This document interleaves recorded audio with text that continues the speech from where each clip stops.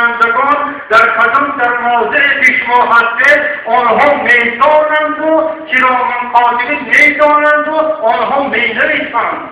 وقتی آنها نامه‌های اعمال شما را که نویسوندن خداوند متعال میگه این آگاه بدانید که خود شما میدانستی به آن موضع وزمین و سنگین را چی رها کرده شده اید.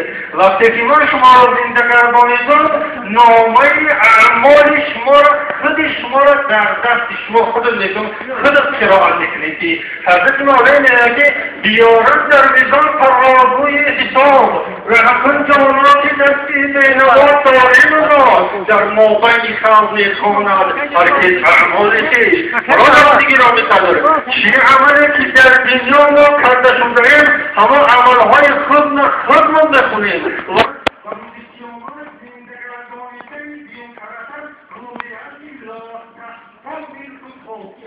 از کارهای خودیت کردشتن شب گردینهای حالی خدا را پرستش کردید و اینکه قیامت کردید و در اسلام کردید خداوند متعال میگه که یکان علامتی که بندگان من کردن آن بندگان آن عملها را هیچگاه و هیچ خداوند میگه که خطیه نمیدونم. روز قیامت روزی هست که همه عملهای خفیه کرده شده بندگان برادران همه متعذر پریشان میشن که تا اینکه تمام مردم و جامعه از این عمل این بنده از عملهای خفیه کرده میدونه و میفهمه و چی عملی برادران جامعه که انجام کرده.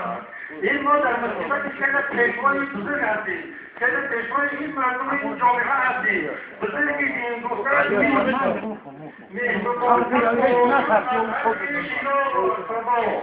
چشمه پرجوش رحمت بود غفار منم جان دادن بر تو اندر رحمی مادرت خواهی را به هر لحظه بر من کن که خبردار منم.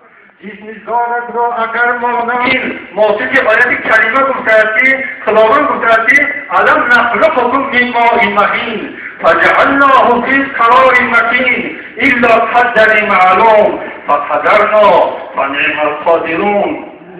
خداوند متعال گفته که تو یک شهبچه نازنین هستی در دنیا در میبنی فی قرار مکین و اجازت من بود که در قرار مکین رحم مادر بود 9 ماه و 9 روز و 9 ساعت من در اونجا رو من کردم.